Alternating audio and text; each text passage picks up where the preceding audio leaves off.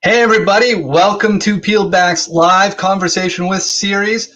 I'm your host, Gene Bernier, the enjoyment coach, and on this week's episode 17, we have Kevin Blouin on with us. Kevin is the president of Charitable Resource Group, and he's also your personal health coach. Charitable Resource Group's mission is to unleash passion by representing charity partners with integrity, creativity, and focus. Kevin and his team develop unique campaigns around fundraising and marketing strategies that result in improved exposure and the bottom line for their clients. They're out to create positive change in the world. As well, if that isn't enough, Kevin's passion for improving people's lives through hard work and discipline has resulted in him becoming your personal health coach. And this has allowed for numerous client successful health transformation stories. With Kevin's guidance, his clients are taking control of their lives and stories as they work towards their healthy future. So that all said, Kevin, welcome to the show. Thank you, Gene. Glad to be here. Thank you. Oh, I'm very happy to have you on today. So, as always, I love to read the intros, but it's more impactful to hear from yourself. Like we said, kind of starting off is like everyone wants to hear a little bit about your journey, who you are, and what is it that you do outside of that write-up? So I guess where do we begin with the write-up or the stuff outside the write-up? Well, I guess, yeah, we'll start with just kind of a little, I guess, backstory on me. So I grew up in California, actually, in Sacramento, the capital, great capital. And growing up, I was the oldest of four boys, single mom, very, very, very poor growing up. There was never always was it too much month at the end of your money, I guess is a good way to put it. Yeah. So really at the age of 11, out of necessity, I actually started my first business, cutting the neighborhood yards. I literally remember it like it was yesterday. I just got razzed. I think it was fifth grade, horribly for the shoes I was wearing. And that's all we could afford. And they were like 10-year-old model. So anyway, so I started cutting yards, made a bunch of flyers, and literally went around and splattered 500 homes. And it was really pretty cool. Actually, that for the next 4 years provided a decent, little side hustle for a 11 to 15-year-old. So, after that, when I was 18, graduated high school, moved to Texas. And it was really kind of an interesting story. I had a phenomenal job opportunity right out of high school. And the company I started working for out here, after 6 months, went out of business, which was crazy. They were a national company. And so I stumbled, sitting around my house, 18, 19-year-old kid, and I read this ad for a fundraising job. And I'm like, well, I don't know. We'll go see what it is. But I think it'd be kind of cool to help some charities. Like they were raising money for Shriners. And I really liked what the Shriners do and stuff like that. And anyway, my first day on the job, it was part-time. The owner of the company walks up behind me, I guess was listening to my calls, and was like, hey, you need to work here full time. And I was like, okay. And so that's kind of how it all started. And, Gene, I tell you, I grinded 9 a.m. to 9 p.m., Monday through Friday, Saturday mornings, 9 to 1 for years. Cold calling, $10 an hour, you know what I mean? Eventually went into management. When I started with that company, I think we had 12 employees. And when I left, 10 years later, we had over 200 employees. And so, yeah. And so I just, I got tired of a lot of stuff. And after some praying and talking with my wife at the time, we decided we wanted to start our own company, raise money for charities we were passionate about. And so I literally, I left Dallas, Texas and moved to Houston. I've got a lot of family in the Houston area and started CRG, Charitable Resource Group, back in 2012. And yeah, so it's been good, man. And then we were growing. It was really funny, just kind of how that whole thing happened, Gene. I built cubicles, my friend, with my grandfather. We went to Home Depot, sanded some doors down, stained them, and threw them up. We had a 400 square foot office. I mean, like eight cubicles in there. It was like sardines, right?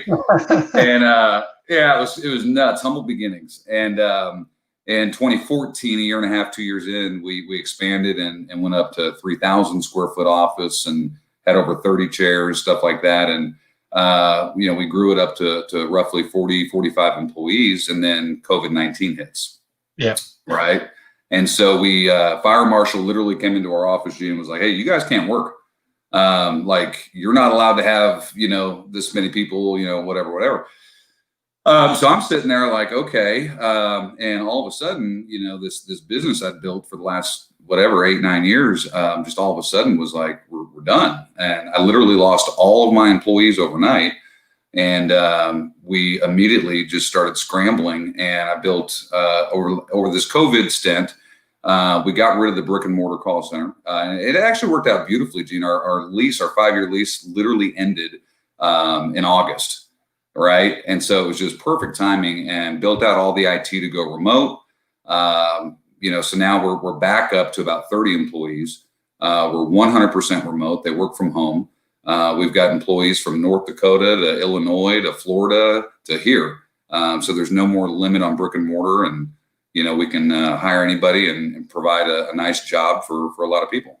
Right. I was about to say that probably opens up the door for a lot of additional staff members that you never would have when you were just constrained to your brick and mortar, right? Be like, oh, we need people to be here with asses in these chairs, versus we just need the right people on the right bus, and they may be all over the country, or heck, be all over the world potentially. In that, you never know. Yeah. You never know. So yeah, it's beautiful, and we're not limited to the 30 chairs that we had. I mean, we can literally, we can handle right now like 500 employees with our current server levels and stuff like that. Well, that's pretty impressive, and just be able to take that and have that hit. When COVID happened, it was like this great punch to the gut that everybody got to feel, and it hit some people really hard, to the point where you're like, did we just lose our entire company after 9 years? And now to be looking at it going, oh, we could be stronger than we've ever been. Amen. Well, that's really the definition, Gene, I think, of heroes, right? Every one of us has a hero inside of us, but it doesn't get unleashed until the circumstances demand it. Like, what are you doing when times get tough, right? And that's when you either show up or you don't. Yeah. Oh, I 100% agree, right? And people are like, oh, why am I getting this challenge? It's just like, it's not a bad thing. It's calling out to you to stand up, because it believes you're ready to handle this. Prove it right. Yeah, absolutely. Unleash it. So that's incredible. And obviously you support charities because it's in the name. So as this, as COVID has gone on, how's it changed the way that you guys deliver your strategies? Yeah. So one of the main things is really with, when you're doing marketing for nonprofits or really marketing in general, you have to be very clear on your message, right? And what it is you're trying to do. So with all of our charity partners, it's like, okay, we're in this unprecedented, global time that we've never experienced. Like, what are you doing to make a difference with our current reality? Like, the way you've operated and the way you've done things in the past, you have to evolve. And I mean, Jeff Bezos he says it best. He really does. In business, right? If you're not evolving, you're dying. Yeah. That's the bottom line. So that's one of the things is we've also helped restructure a lot of their giving programs and given them new ideas and insight. And, hey, we're a breast cancer charity. Maybe we did this, but now we need to alter it a little bit to do that, And so just giving them that flexibility and trying to, open their minds to different impacts they can create has been a lot of fun. Well, that's really awesome. And obviously the team's responding to that. How has been the shift from going from a bricks and mortar to a remote team? Because that takes two totally different leadership styles. Yeah, so it really does. So the first thing is you have to have a good structure, right? And that's really with anything in life. If you don't have the foundation to build upon, the house is going to collapse. Okay. Right. And so, when it came to that, we really, before we started this massive hiring push, we ran ads, Jane, and we had 10,000 people apply in a month. Oh, wow. Yeah. I mean, nuts. Well, you have to have the structure in place before you do that, to handle everything. So, we built out a beautiful series of training videos. We've built out, different onboarding techniques, like a whole portal they'll log into.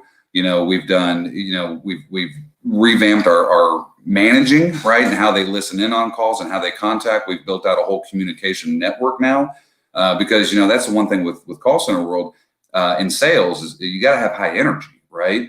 If you're going to be passionate and energetic about your product, that's the only way you're going to sell it. Like if you don't give a shit about it, like nobody else is going to care, right?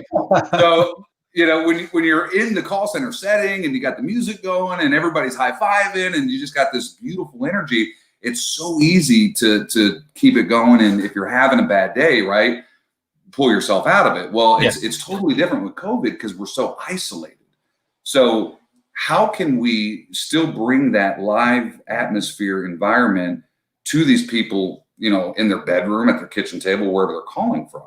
And so that was what a big hurdle. But actually, there's I don't know if you're familiar with Facebook Workplace, but that fantastic tool there. So just trying to bring in that family, still kind of your at work feeling was, I think, the biggest hurdle that we're starting to accomplish. That's making the biggest impact.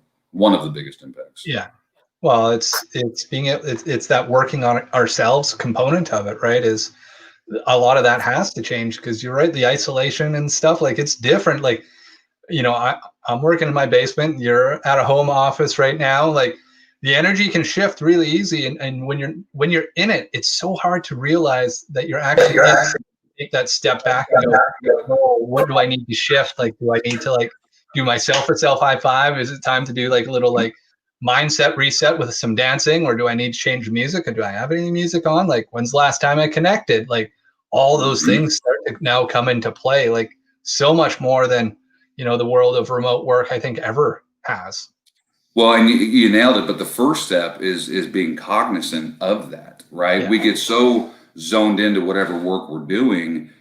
You got to take a break. You got to take a reset. You know what I mean? Yeah. 5 minutes, do a couple sit-ups, right? Walk around the house, whatever, change your scenery, just step outside, but being cognizant is the first thing, Gene, realizing, hey, I've got to make my environment right. Yeah.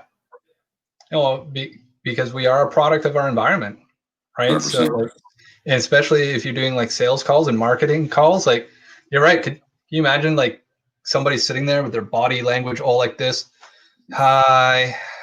You're not interested. Not surprised. Click on to the next one versus, hey, how are you doing? Maybe that's a little too high energy right off. No, I love it. I'm going to hire you. That was great. You're probably too expensive though, right? Talk afterwards, right? But being just being aware of just even those simple things. Some people haven't done the self-training and the self-work to even think about that, right? So many of us get tied up into it's the words, be like, that's 7% of the communication, right? 100%. Body language, tone, all those, that ends up being 93%. If you don't got that right, the words mean nothing. They're going to remember how you made them feel at the end of the day. And that's something, it's so cliche. You've heard it a million times, but I say it literally every day to my guys is, look, it's not what you say. It's how you say it.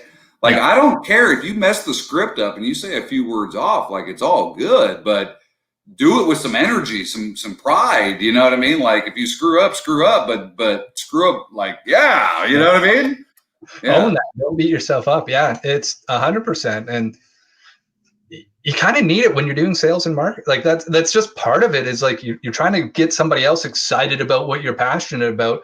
And depending on how many times they've already been touched by that organization, you may be talking to them for the first time and you've got this uphill battle of now all of a sudden be got you on the phone. We're going to have this conversation. So we're either going to have a really good conversation or I'm already dreading it, right?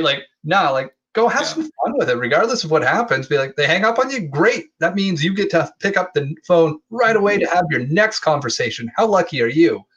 It's all those reframes, right? Well, yeah, and you really have to be the energy you want to attract, right? You ever see a depressed person at church or the grocery store or whatever, you're at a function, a social event, you just see that guy in the corner that's obviously just dark clouds over him.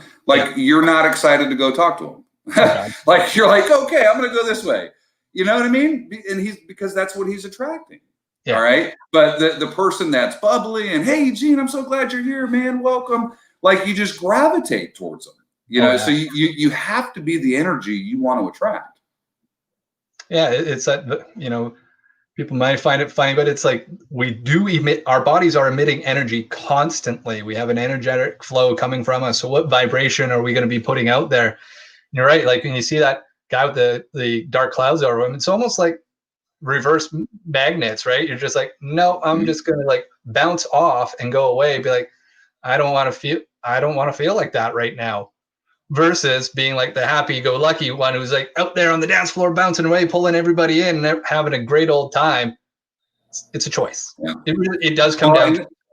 But that's one thing I've actually been working on is how can I get better at different areas of my life, and really like I do a lot of meditation, a lot of, you know, if you saw my morning's ritual, you'd be like, dude, that's insane. Like, let's talk about it. Okay, we can get to that, sure. But you know, one of the things I've really made it a point to do is when I do see that guy in the corner, Gene, if I try to make eye contact with him and just smile. You know, a smile is like the universal language. People know when you smile, right? They just know it, right? And so, you know, getting out of my comfort zone, and because normally that's very uncomfortable just to go talk, like I don't just talk to random people, right? It's kind of just uncomfortable. Well, you got to get comfortable being uncomfortable if you want to be successful. 100% in agreement with you there. It's like the best rewards, it's cliche, but the best rewards are outside of your comfort zone, right? And you just have to get used to living there. And I love the fact that you're like, oh, how am I going to impact? If I just go give that guy a smile, what happens? Well, maybe he starts to smile back. Like it's, you know, you said you got kids. I got kids as well. And it's like, oh, one of them are grumpy or something. Be like, try to get to their eye level and they're looking away.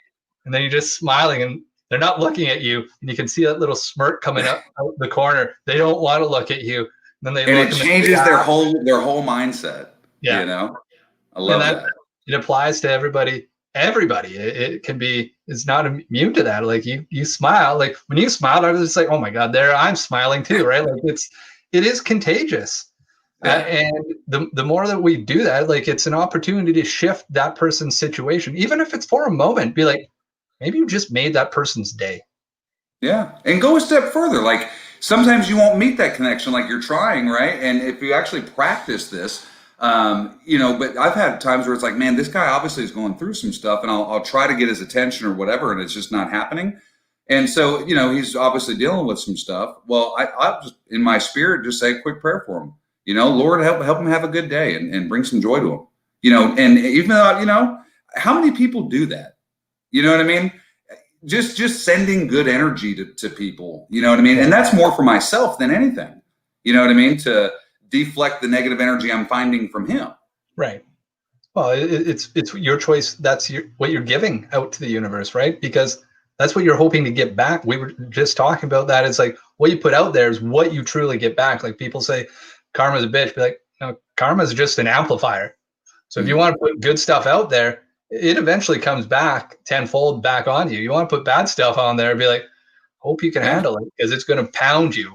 Right. So it's a choice. Again, it does come down to that. You got to be cognizant of it.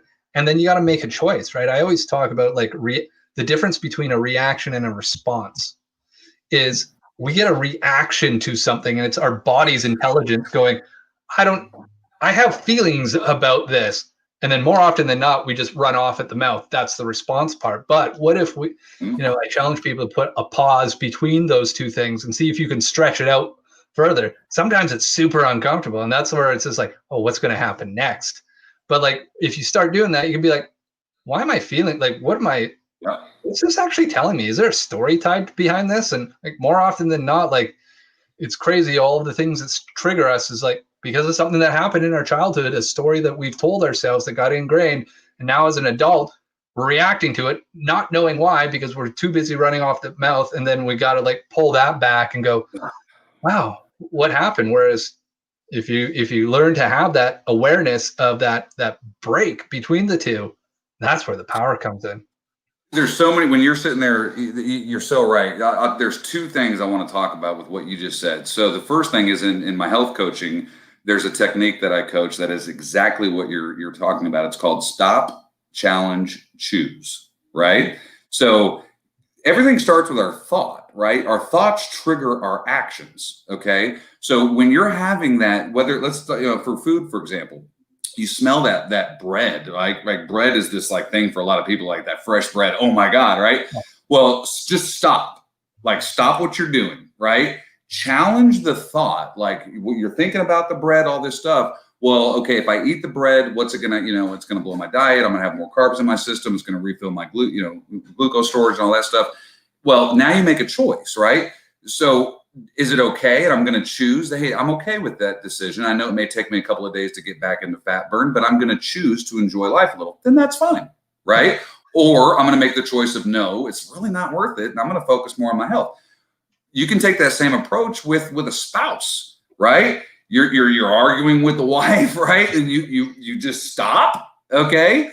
What's really going on here? Why is she upset? What's happening? And I'm going to choose a different response than that reflective actionary response based on my emotions. Yeah. You know what I mean? And that's if we can get out of the emotion, right? Because that's really what triggers a lot of our negative stuff, or even good positive things too, for that matter. Mm-hmm. But is the emotion behind it, you know? So I love that. That's really good. The other thing you mentioned was hurts and pains. Yeah. So I'll tell you a story, Jim. I'm gonna kind of get a little. I'll open up here a little personal. I didn't think we were going to go down this road, but so the action that you're seeing on the outside is usually just the surface level what you're seeing. Okay, my wife and I took a trip years ago to go visit her dad in Ohio. We went to this beautiful nature preserve, had a great time. Well, I'm getting ready to post some pictures on Facebook, right? And she says, "Oh no, honey, don't post those. Like I want to, I'm looking kind of sweaty and nasty. Like I want to see what they look like first." I'm like, all right, I got you. Well, we get stuck. We're like in the middle of nowhere, right? And so it looks like I had posted the pictures because I couldn't get out of the damn app, right? It's like frozen on me. And she gets pissed. And she's like, "You said you weren't going to post those. You're a freaking liar. How dare you lie to me?" And Gene, I straight up, dude, I went nuts.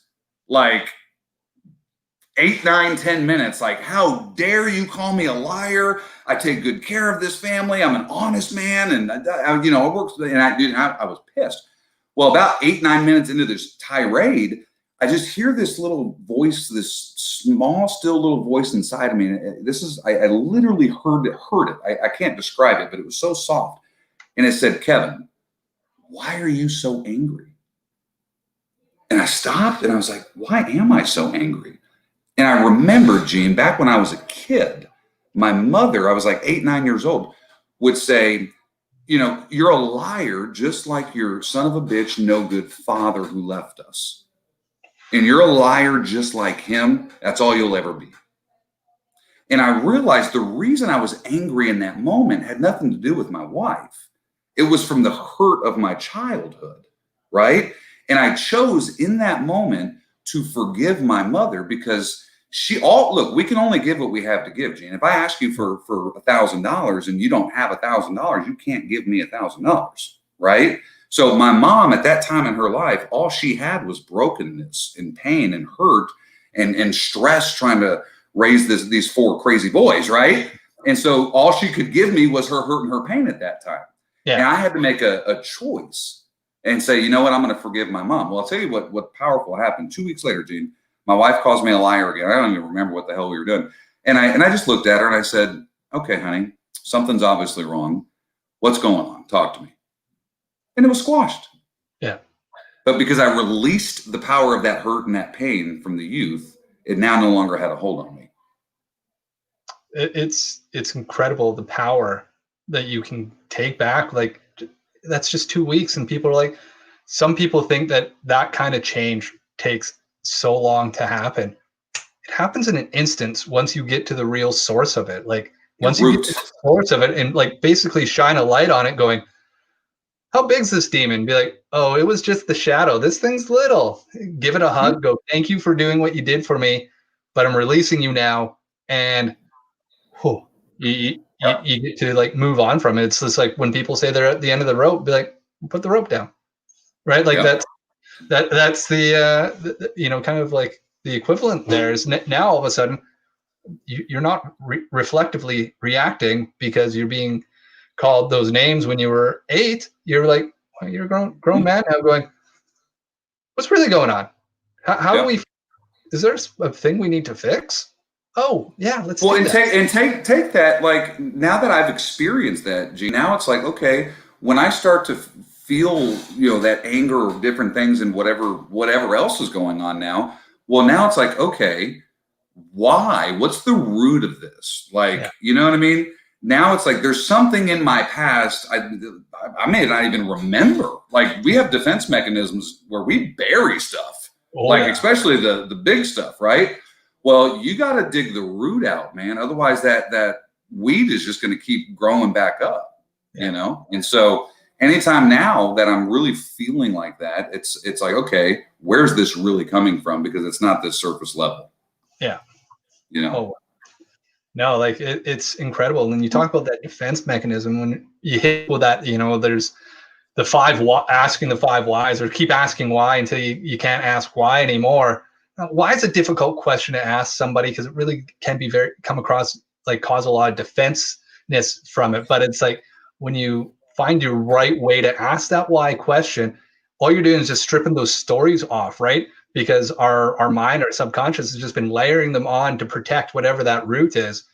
And then all of a sudden, because of this, be like, oh no, that doesn't seem right either. I did that before here. And then you keep peeling it back. And next thing you know, you're like you say, you're at the root of it. Like, don't need you anymore. Get out of my garden. And I love the garden metaphor, right? Like it's, we're here, our lives are like a garden. And it's our choice to cultivate it, right? Like, I had a coach once that asked me, does the farmer grow the seeds, or do the seeds grow themselves? And it's just like, well, the farmer plants them and cultivates the right environment. The seeds already have the intelligence to do what they were going to do. If you give them the right area, they're going to blossom. You give them the wrong area, they're not going to do so well, right? And it comes right down to be like, what do you want in your garden? Well, I think the hardest part about the garden is getting the garden started, right? When you look out at this plot of land that looks like crap, and there's weeds everywhere and stumps and, like, you know what I mean? Like, there's no good soil, and it's just overwhelming, right? Yeah. And so what do? We do nothing. We're looking at this big giant task of creating this garden. We're like, oh, hell no, I don't even know where to begin, right? Well, the key is just begin, right? Because once you get the garden the way you want it, I'll tell you a little secret. It's a hell of a lot easier to maintain it and keep it looking gorgeous than it is to get it there in the first place. Yeah. Oh, yes. It's a preventative maintenance component of it. Is like, it's so much, you do so comparatively so little to keep the momentum going. Yeah. Right. And you as a health coach, like, and as, working with your clients and at all your team members and stuff too, like, how hard it is to get people to take that first step. And then all of a sudden, like, well, that wasn't so bad. I guess how many more steps is this going to take? Like, we have no idea, but if we don't keep taking them, we're never going to know. Well, and momentum too. Like, I love that word. That's a power word of mine, right?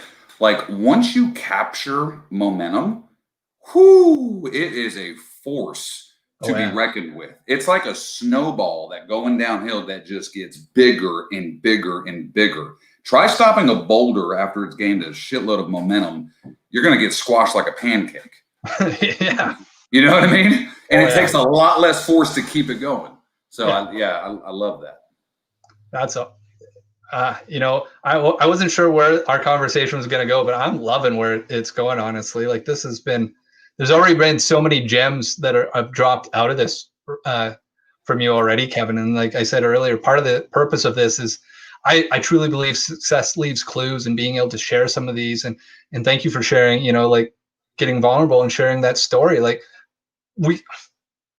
I have similar stories, and we all have similar stories where we've gone like ballistic, and then you look back at it going, well, I was a bit of an asshole. What the hell was going on there, right? And being able to have that awareness in that moment to start to dig at it, going, I don't want to do this anymore. So why did I do this to begin with? A lot of it, I think, like for me, I mean, I'm sure it's different for everybody, right? But we just, as we grow and we get older, we just become wiser, right? And when we're younger, we really like try to hide like all of our imperfections, and we don't want people to see this vulnerable, screwed up Kevin, right? Like we want to come across and all this stuff. Now I'm at the point where it's like, take me or leave me. I don't care. Like, you're not going to have an impact on my life, but I'm going to work to get better every day, and I'm going to face these demons and do what I have to do to be the best I can be.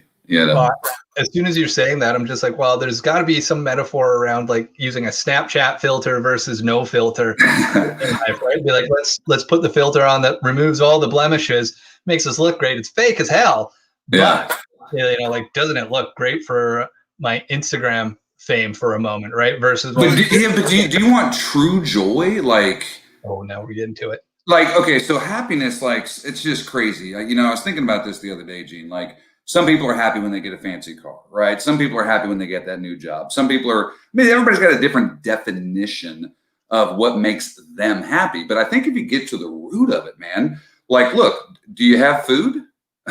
do you have water? And do you have a roof over your head? And do you have love in your life? Like, for me, like, if I've got those things, like, dude, I'm pretty happy. Oh, yeah. You know what I mean?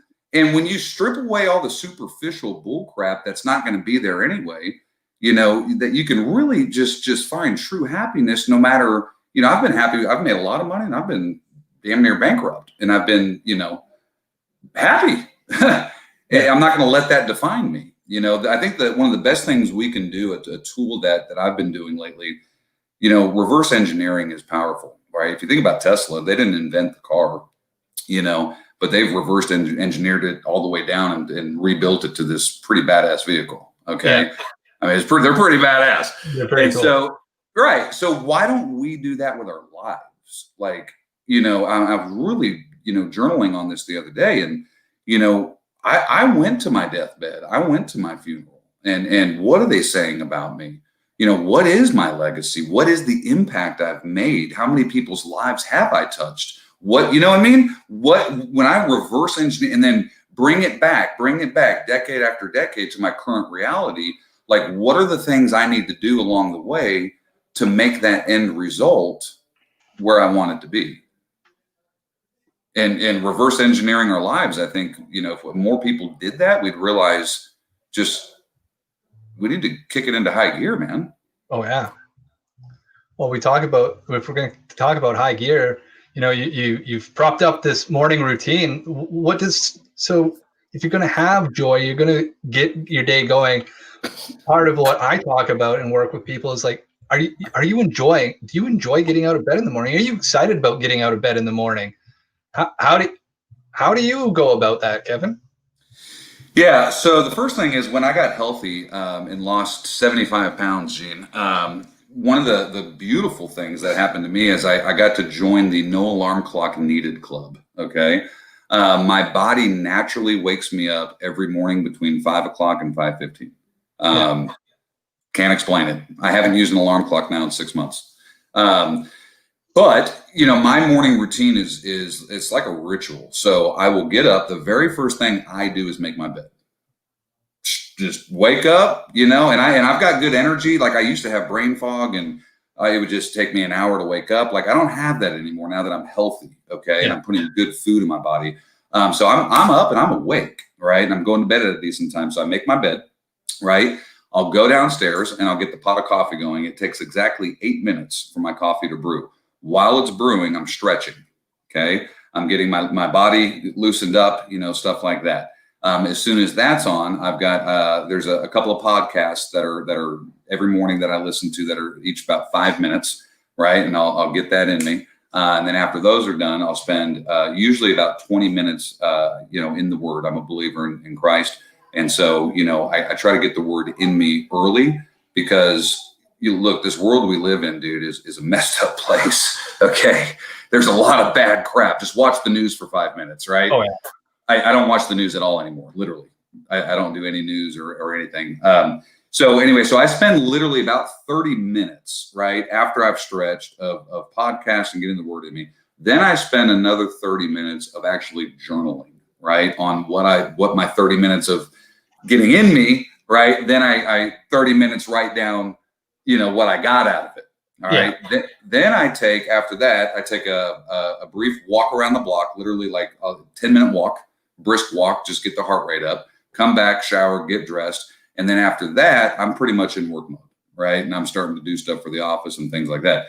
But what I'll tell you is, when I get the blood, first of all, flowing and circulating in my body with those stretches, it just activates things in your brain, right? When that blood is flowing and you just get crystal clear on your thinking, you know what I mean?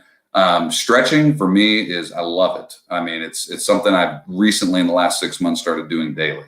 And then just getting that routine of every single morning, don't focus on your job. Don't focus on your kids. Don't focus on your wife. Focus on you, right? Because if you are the best you that you can be, you're only going to be better for them. It's actually selfish to not do that. Like if you're not getting enough sleep, if you're not putting, good books in you and good audios and, podcasts like yours, Gene, right? and stuff like that. Like if you're not doing that, and you're not doing the work on yourself, you're not going to be the best husband, to your father and all that stuff, We are so aligned on so many things. Like this is, I love it. I talk about the same concept about serving from your saucer, right? So like you're not filling up your own internal cup. And, so many people, it's almost like they take their cup, pour it upside down and drain it for everybody else and then go, why is there nothing left for me? Well, flip it up. Love that. And when it hits that saucer, and they get the best of you, just like you're saying, is like put that work in. We go back to the garden. Yeah, you're looking around going, there's stumps, there's logs, like there must have been a dumpster fire here at one point. Be like, but you can clean all that up. And it takes a lot less time than you think. It does take discipline and does take showing up and does take, stop, challenge, choose. Again, like all these things just keep showing up. Like they're simple, but they work everywhere. Right. Yeah. Right. The simple part is the not simple part is making the choice sometimes because you're like, well, what's holding me back? Maybe I'm asking that because I'm a coach. What's holding you back is like, they're not even maybe processing that part, just going, this is what feels comfortable. Right. Yeah. And they just want it easy, but that's almost like disease for me. Like when they're sitting in that comfort zone, they're getting disease filled because it's actually not easy. Long term is like sitting around and doing all the easy stuff up front makes for a really hard life. It's the same thing about that momentum. It's like, yeah, it takes a lot to push that boulder down the hill. Once it's going, look out. Like it's going to take something huge to stop it. Well, yeah, and I think again, one of the just in the society we live in, man, there's just so many distractions, like everywhere you look, right? Whether it's social media or your job's calling you doing this, that, and the other. You got kids, right? You're running to soccer practice and all this crap. Like it's like, where do we make time for us and all that? Well, you have to get focused. So what I do, I have a ritual that I do every single Sunday, and I set up my week. So it's really, really simple. If you get a piece of paper, just draw a big cross on it, right? You make 4 quadrants, okay? So I've got at the top of it what my divine purpose in life is, right? And this took a lot of time for me to, weeks and weeks and weeks of okay, I need one sentence that's my defined purpose of why I am on this earth, what I was meant to do, right? And then very simple from there, I have these different quadrants, okay?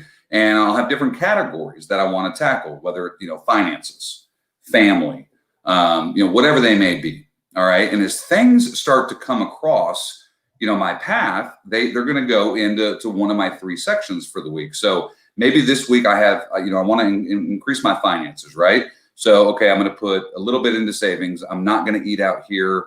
I'm going to do this, I'm going to do that. And I've got some financial goals. Now, all of these little goals are aligning with my ultimate purpose in life. Right. Family. Okay. I haven't spent much time with mom lately, right? I need to see mom, call mom, see how she's doing. Hey, maybe I want to take the wife on a date and just let her know I love her, right? Or the kids. So these are aligned again with my ultimate purpose in life. Okay, everything's got to align with that. And you've got all these categories. Well, you're going to have stuff that comes across. I'll give you a great example. One week, finances was on my list. Okay, and it was to save, some money and work on my finances. Well, I had a buddy call me, and he says, "Hey, man, I just developed this whole new system for call centers. You got to fly out here and check it out. Like you're gonna freak out on this." And I'm like, "Okay, well, flying out to Detroit, right? Getting a hotel, spending food, eating out, and all this stuff. Is that aligning with me saving money this week? No, it's not. But it would help with my call center so I could justify it." Well, that fourth box, that's going to go in the miscellaneous section, right? It's not a bad thing. Maybe I can do a Zoom with them or something else, but it's not aligning with my 3 weekly goals. And everything that comes across my desk for the week, I look and see if it's in one of my 3 categories. If it's not in one of my categories, it goes into that miscellaneous box in the corner, and I'm not going to do it. I'm going to have razor sharp focus on this week's goals and what it is I want to accomplish. And not be like that horse with the blinders and not allow things to get me off track. I don't know if I explained that in a way that makes sense, but it's a powerful tool I've been using. So as I'm hearing that, so the 3 quadrants that you focus on potentially change every Sunday, right? So that as you're going through it, you're working on it, going, okay, what's important this week to move? And then you allow yourself to the things that fall into that are where you're going to focus, and then outside of that you get moving from there. Do you capture the other stuff that comes up and like create more or less like a backlog for it to go, oh hey, here's all the things that have been asked of me. Now is how you shape your weekly focus? Yeah. So that's a great question. So absolutely I do. So 2 weeks ago, family was on the list, right? Well, I had friends that reached out that hadn't seen me that really wanted to spend time with me. Friends are important too, right? Well, they weren't in the category. So I had to tell them, hey, I can't do it this week. I got too much going on, right? Well, then the next week, the next Sunday night when I was, sitting down relaxing and I looked at what came into that miscellaneous quadrant, I had 2 friends that reached out. So that week I said, okay, I'm going to put friends on the list this week. Yeah. Right. And so they went in there. Nice. I think that's great. I hope that helps somebody, because like being able to have that structure, so many times you hear people like, oh, just get some focus. You just gave them a blueprint on how to do that, right? Like that's super powerful. Yeah. I've just realized we're at 43 minutes, and like I said at the start, like when we were doing our preamble, that this time flies by. So I want to be respectful of your time, Kevin. I said I have one question that I always ask at the end. So I think it's time for that now is, if you could go back 10 years, what would be that one piece of advice you would give yourself? Yeah. So work harder on yourself than you do your job. Your income very rarely exceeds personal development. Okay. If you put more time on becoming a better you, Gene, your income will rise right along with it. So where your joy, your happiness, your free time, and everything else. I 100% agree with that. And it shows up all the time, right? Like what's the common denominator in the showing up to work, showing up in your relationships, showing up to your friends? It's you. Yeah. Amen. And if you're not bringing the best you, well, why not? Why not? You're being selfish. Yeah. You're being a selfish. You're being an asshole, right? I actually have up on here is like on one of my stickies to the side here is like, by not showing up, you're being a selfish asshole, because you're removing an opportunity for somebody to have a really great, experience with you. You're removing that opportunity to, when you see that person standing in the corner, to smile at them or to say the prayer to give them, to put that out there. You're just removing all those opportunities, and like, what a shame. What a shame.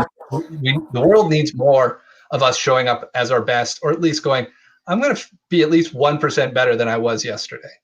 Yeah, couldn't agree more. Yeah, compound it, man. That's the thing. Don't try to get 20, 30% better. Get a half, not even 1%, Gene. Half of a percent, brother. Half of a percent better every single day. Anybody can do that. And then you look up in 30, 60, 90 days, you're 5-10% better. Oh yeah. And then it compounds. Like it is the best example of compound interest that there is out there, right? Like, and I go with that 1%, and you can do the 0.5%. Like, it doesn't need a lot. You just needs to do it every day. Yep. And so it really starts to strip away the excuse of I don't have time.